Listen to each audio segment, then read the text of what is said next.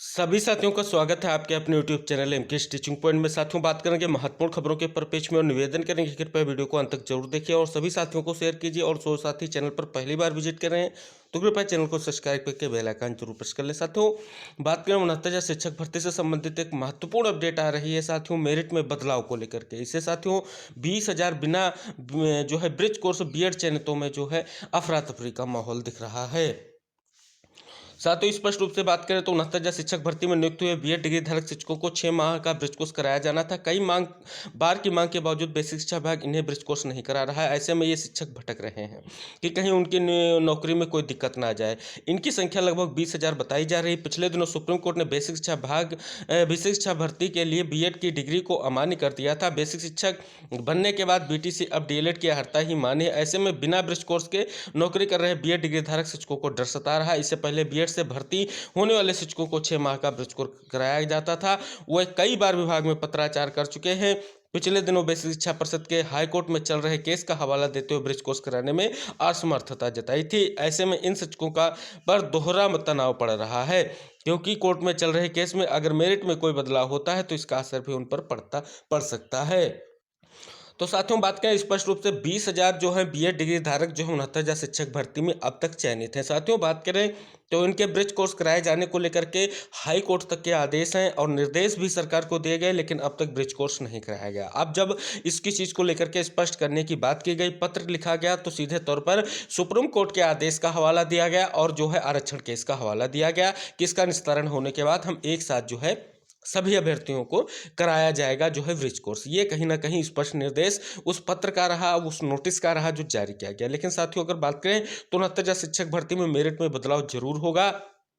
इसका सीधा सा नियम यही है कि जल्द ही जो है उत्तर कुंजी प्रकरण का निस्तारण होने जा रहा है। और आप साथियों को बता दें, यही मामला टिका हुआ है। कट ऑफ इसीलिए नहीं डिसाइड हो पा रही क्योंकि आरक्षण केस में भी कट ऑफ का निस्तारण होना है। तो साथियों, कट ऑफ में बदलाव जरूर होगा और इस बदलाव से जो है बीएड डिग्री धारकों में जो है स्पष्ट रूप से खलबली मची हुई है। तो साथियों, देख सकते हैं एक स्पष्ट खबर यही आ रही है कि अब मेरिट में परिवर्तन की प्रबल संभावना दिख रही है। जिस चीज़ को विभाग लगातार छुपाने का प्रयास कर रहा था, कहीं ना कहीं उत्तर कुंजी प्रकरण पर अब उस बात का जो है खुलासा होने जा रहा है और नियुक्ति को लेकर के उनका जो प्रयास है वो कहीं ना कहीं जल्द ही सफल होने जा रहा है। और 30 तारीख की जो सुनवाई है उसमें जो है विभाग की तरफ से कुछ ना कुछ प्रपोजल जरूर लाया जाएगा शिक्षक भर्ती के इन अभ्यर्थियों के लिए, जैसा कि स्पष्ट संकेत प्राप्त हो रहे हैं।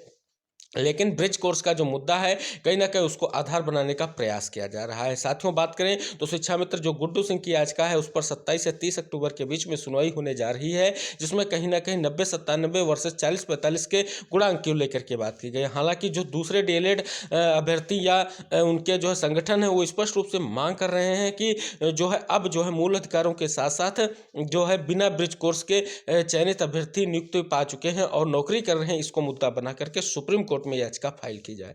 हालांकि साथियों, गुड्डू सिंह की याचिका में बीएड चयनित जो है इंटरव्यूअर बनने जा रहे हैं और 27 से 30 अक्टूबर की सुनवाई में अपनी महत्वपूर्ण बातों को रखेंगे। लेकिन डीएलएड अभ्यर्थियों की जो मांग है और कहीं ना कहीं उनका संयुक्त रूप जो है पूरे देश प्रदेश से तो स्पष्ट कर रहा है कि समस्त भर्तियों के लिए वो बीएड डिग्री धारकों के परिप्रेक्ष्य में बहुत बड़ा सवाल खड़ा कर रहे हैं। और इस हिसाब से देखा जाए तो 69,000 शिक्षक भर्ती में बीएड चयनितों में जो खलबली और जो उदासीनता और जो ये स्पष्टता दिख रही है कहीं ना कहीं बहुत ही महत्वपूर्ण है साथियों। तो इस वजह से साथियों को हम स्पष्ट कर दें कि ब्रिज कोर्स को लेकर के अभी की स्थितियां यही कहती हैं कि हाई कोर्ट के आदेश के कारण जो है स्थिति अस्पष्ट नहीं है, लेकिन सुप्रीम कोर्ट में मुद्दा पहुंचते ही क्या स्थितियां होंगी ये देखने वाली बात होगी। मांग चल रही है, जल्द इस चीज़ को लेकर के डीएलएड के जो संगठन उनकी तरफ से याचिका जरूर डाली जाएगी और उस हिसाब से ब्रिज कोर्स किए बगैर जो है 69,000 शिक्षक भर्ती में बीएड चयनितों को बाहर करने की मांग की जाएगी। साथियों, बात कर ले BEd versus DElEd, Supreme Court से बड़ी खबर आ चुकी है साथियों।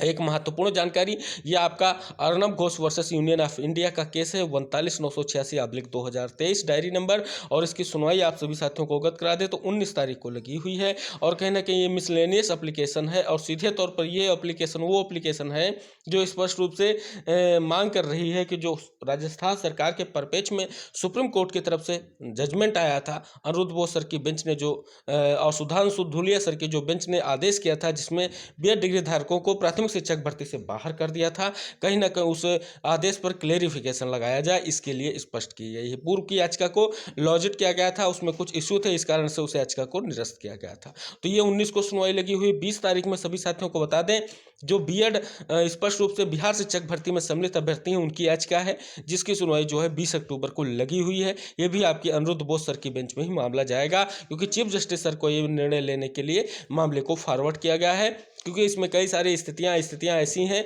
जो कहीं ना कहीं संवैधानिक अधिकारों को लेकर के डाली गई हैं, मूल अधिकारों की बात की गई है, जिसको देखते हुए इसीलिए ये मामला जो है स्पष्ट रूप से चीफ जस्टिस सर की बेंच में भेज दिया गया है। तो इस परिप्रेक्ष्य से अगर हम देखें तो दोनों महत्वपूर्ण सुनवाइयां बीएड के लिए निर्णायक साबित होंगी। साथियों, बात कर लें तो बीएड की स्थिति अपस्थिति की बात की जाएगी। हालांकि साथियों 19 और 20 की सुनवाई के बाद ये स्पष्ट हो जाएगा कि बीएड का स्थिति क्या है पूर्व की भर्तियों को लेकर के। भविष्य में तो सीधे तौर पर बीएड अब धारकों को चयन नहीं मिलेगा, लेकिन 2018 से 2023 तक के जितने भी अभ्यर्थी हैं उनके लिए क्या उनका भविष्य, ये चीज़ स्पष्ट हो जाएगी। साथियों, एलटी ग्रेड शिक्षक भर्ती को लेकर के एक महत्वपूर्ण जानकारी। अहर्ता और आउटसोर्सिंग के विवाद में फंसी शिक्षक भर्ती। उत्तर प्रदेश लोक सेवा की तकरीबन सभी भर्तियों में अहर्ता का विवाद दूर हो चुका है, लेकिन एंट्री ग्रेड शिक्षक भर्ती को लेकर के स्थिति अब भी स्पष्ट नहीं। एक तरफ कंप्यूटर जैसे विषय में आउटसोर्सिंग से भर्ती की जा रही है, वहीं दूसरे ओर विज्ञापन में हो रही देरी को लेकर के कहा जा रहा है कि भर्ती के समकक्ष अहर्ता अभी स्पष्ट नहीं है। भर्ती असमंजस की स्थिति में है या बताने को तैयार नहीं कि 1 साल बाद भी समकक्ष अहर्ता निर्धारित क्यों नहीं की जा सकी। इस बीच कंप्यूटर विषय में आउटसोर्सिंग से भर्ती की तैयारी करने के कारण यह आशंका भी बनी हुई है कि अन्य विषयों में भी एलटी ग्रेड शिक्षकों की आउटसोर्सिंग से भर्ती की जा सकती है। ऐसा हुआ तो नियमित भर्ती के रास्ते बंद हो जाएंगे। एलटी ग्रेड शिक्षक भर्ती का पिछला विज्ञापन 5 साल पहले 2018 में जारी किया गया था। इस विज्ञापन के तहत 15 विषयों में शिक्षकों के 10,768 पदों पर भर्ती होनी थी। इस भर्ती में कई विषयों में समकक्ष अहर्ता को लेकर के विवाद था। विवाद के कारण ही बड़ी संख्या में सीटें खाली रह गई। आयोग के पास एलटी ग्रेड शिक्षक भर्ती के 6,000 से अधिक पदों पर नई भर्ती के लिए 1 साल से अध्याचन पड़ा हुआ है। तो देख सकते हैं स्पष्ट रूप से महत्वपूर्ण जानकारी है एलटी ग्रेड शिक्षक भर्ती को लेकर के। साथियों, बात करें तो बेसिक शिक्षा विभाग की तरफ से एक और फरमान जारी किया गया है सचिव के द्वारा। स्पष्ट करें तो ये है विषय उत्तर प्रदेश बेसिक परिषद के अधीन संचालित परिषदीय विद्यालयों में कार्य शिक्षकों एवं शिक्षिकाओं को भारतीय जीवन बीमा निगम के ग्रुप इंश्योरेंस स्कीम से संबंधित कराए जाने को लेकर के ये बात की गई है।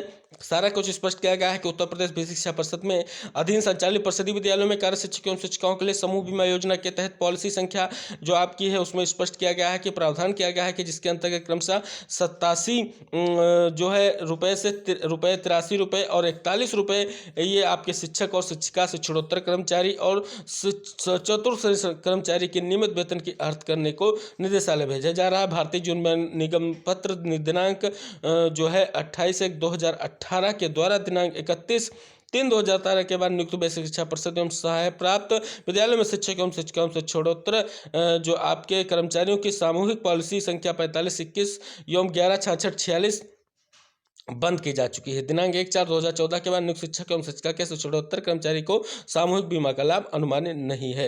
परिषदीय शिक्षकों एवं शिक्षिकाओं के भारतीय जीवन बीमा निगम में ग्रुप इंश्योरेंस स्कीम का लाभ दिए जाने हेतु 31/7/2023 की बैठक आहूत की गई है, जिसमें 1/4/2014 के बाद नियुक्त हुए शिक्षक एवं शिक्षिकाओं के ग्रुप टर्म इंश्योरेंस के संबंध में भारतीय जीवन बीमा निगम के अधिकारी द्वारा अवगत कराया गया कि नए समूह बीमा के केवल मृत्यु जोखिम का प्रावधान है, बचत का प्रावधान नहीं है। तो सारा कुछ स्पष्ट है, पूरा सार यही है कि ग्रुप इंश्योरेंस कराए जाने को लेकर के निर्देश जारी किया गया है। साथियों, बात कर ले 12,460 शिक्षक भर्ती को लेकर के। साथियों, जैसा कि पता है कि आपका ऑर्डर रिजर्व हो चुका है और आपकी जो है महत्वपूर्ण ऑर्डर रिजर्व होने के बाद कई सारी परिस्थितियां निकल कर सामने आ रही हैं।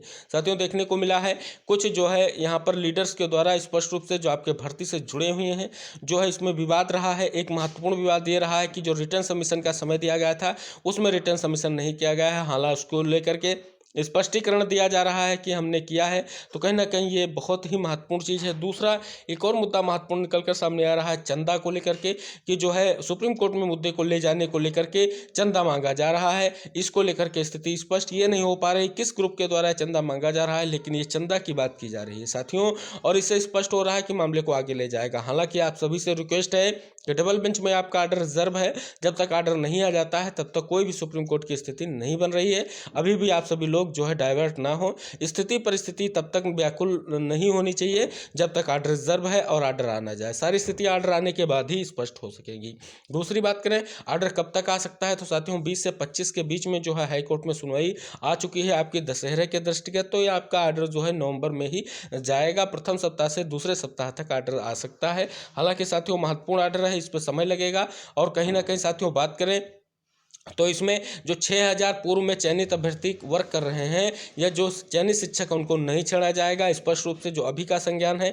दूसरी तरफ जो बात कर लें तो 6100 यानी 6000 जो शिक्षक और हैं उनको नियुक्ति प्रदान की जाएगी। अब क्या काउंसलिंग के माध्यम से उनको दिया जाएगा, क्योंकि बात करें तो 69,000 शिक्षक भर्ती में 6800 की जो चयन सूची आई थी कहीं ना कहीं वो ओवरलैपिंग के माध्यम से थी। लेकिन साथियों यहाँ पर बात करें तो रिकाउंसलिंग का स्टार्ट होना स्पष्ट नहीं है, क्योंकि पूरी भर्ती की काउंसलिंग नहीं होगी, क्योंकि जो आपके चयनित हैं उनके पर जो है कोर्ट जो है स्पष्ट रूप से सहमत दिखी थी। तो कहीं ना कहीं जो शेष वैकेंट सीटें हैं उन पर ही जो है काउंसलिंग कराई जाएगी मेरिट के हिसाब से। अब मेरिट अप डाउन की अगर स्थिति की बात करें तो ज़्यादा अप डाउन होने की स्थिति नहीं रहेगी। काउंसलिंग जो आपकी पहली हुई थी उसी के आधार पर चीज़ें रहेंगी, थोड़ा बहुत इधर उधर हो सकता है और चीज़ें वही रहने वाली हैं। अगर साथियों बात करें रिक्त सीटों को लेकर के तो उसके लिए आपको आरटीआई का एक लिंक दिया गया था, उस माध्यम से आप जानकारी अपने जिलावार ले सकते हैं, जिससे स्पष्ट हो जाएगा कि आपके जनपद में कितनी अभी भी सीटें रिक्त हैं। जो आपकी 12460 शिक्षक भर्ती आई थी उस माध्यम से कितने अभ्यर्थियों का चयन हुआ था, ये सारी चीज़ें आपको पता चल जाएंगी। अभी भी की अगर स्थितियों की बात करें तो कहीं ना कहीं आपको ये चीज़ें अवश्य जान लेनी है, क्योंकि काउंसलिंग के दौरान आपकी स्थितियाँ परिस्थितियाँ विपरीत ना हो, क्योंकि उससे ये ना हो कि आपके जनपद में शून्य सीटें शेष थी जिस वजह से आपकी काउंसलिंग नहीं हो पाई, स्थितियाँ फिर से खड़ी हो जाए। तो इसलिए आपको प्रयास जारी रखना है। हालांकि साथियों बात करें तो चयनित के लिए कोई भी दिक्कत नहीं है, कोर्ट जैसा भी पहले कह चुका है। अब बात वही रहने वाली है कि जिले वाइज जो सीटें नियुक्ति को लेकर के खाली हैं उन पर कितने अभ्यर्थियों का चयन होने जा रहा है, कितने अभ्यर्थी जिलावार हैं, ये सारी चीज़ें स्पष्ट करनी होंगी। और इसके लिए आपको अपने जिले का वैकेंट डाटा निकालना अति आवश्यक है और ये स्पष्ट कर पाना आवश्यक है कि कितने लोगों को नियुक्ति प्रदान हुई थी और कितनी सीटें बाकी हैं और कितने अभ्यर्थी जिनको नियुक्ति भी मिलनी शेष है। आर्डर रिजर्व होने से पहले ये सारी चीज़ें स्पष्ट हो चुकी हैं कि कोर्ट सहमत है और कहीं ना कहीं चयनितों को नहीं छेड़ेगा। और जिस तरीके से स्पष्ट रूप से बात करें पूरी की पूरी भर्ती पर अभी कोई स्थिति परिस्थिति नहीं बन रही कि उसको निरस्त किया जाएगा और 12460 शिक्षक भर्ती से संबंधित दोबारा से रिकाउंसलिंग कराई जाएगी। अभी ऐसा कोई स्पष्ट निर्देश जारी नहीं किया गया है। कोर्ट का आर्डर ही बताएगा कि क्या कुछ स्थितियां, हालांकि चयनितों को लेकर के कोई स्थिति परिस्थिति व्याकुल करने वाली नहीं दिख रही है। तो आपको स्पष्ट निर्देश यही जारी कर रहा हूँ और फिर से निवेदन कर रहा हूँ भ्रामक चीज़ों में ना फंसे और कहीं ना कहीं सुप्रीम कोर्ट या अन्य चीज़ों को लेकर के स्थिति अब ना आगे बढ़ाएं। और कहीं ना कहीं अब आपका प्रयास रहना चाहिए कि वैकेंट सीटों का डाटा निकालें और अभ्यर्थियों को ये स्पष्ट रूप से नियुक्ति प्रदान हो, क्योंकि आदेश होते ही इसमें आदेश जो भी कोर्ट से होगा स्पष्ट रूप से उन अभ्यर्थियों के लिए होगा जो वैकेंट सीटों की लड़ाई लड़ रहे हैं और कहीं ना कहीं उनको नियुक्ति प्रदान की जाएगी। तो ये सारी चीज़ें आप सभी के सामने आ चुकी हैं। आप जल्द से जल्द प्रयास करेंगे। कोर्ट का आदेश आप सभी को हम अवगत करा रहे हैं कि आर्डर जो आपका नवंबर में हर हाल में आ जाएगा, उससे पहले आप सभी को ये सारी चीज़ें स्पष्ट कर लेनी होंगी। आशा करेंगे 12460 शिक्षक भर्ती से संबंधित समस्त साथी इस वीडियो को जरूर शेयर करेंगे, क्योंकि जो जानकारियां हमने आपको अवगत कराई हैं भ्रामक जानकारियों से बचें और कहीं ना कहीं इन जानकारियों को सभी को शेयर करें। तो मिलते हैं अगली महत्वपूर्ण खबरों के साथ, तब तक के लिए Jai Hind, take care, bye bye साथियों।